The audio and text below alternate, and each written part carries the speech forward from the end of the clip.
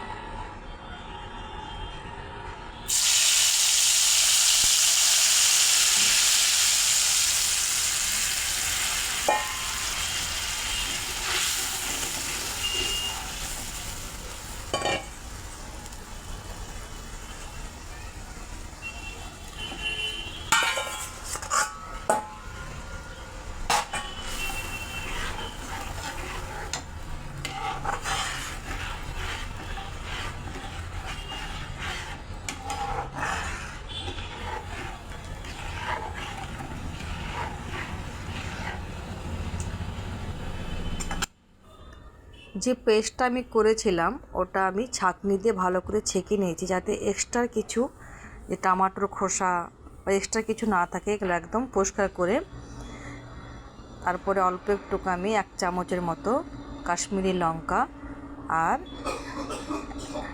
1 চামচ হলুদ আর স্বাদ মতো লবণ, এই 3টে জিনিস দিয়ে আমি ভালো করে একটু নাড়াচাড়া করে নেব।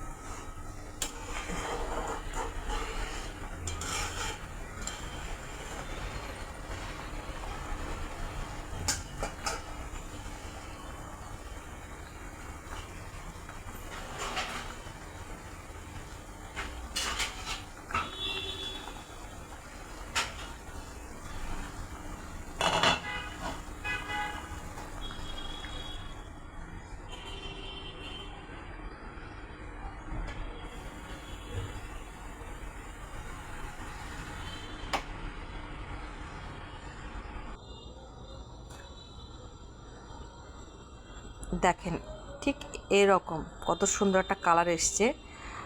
আর গ্রেভির থিকনেসটা দেখুন এরকম পাতলা টাইপের থাকবে। তো ঘরে এভাবে আপনারা একবার রান্না করে দেখবেন, খুব ভালো লাগে খেতে।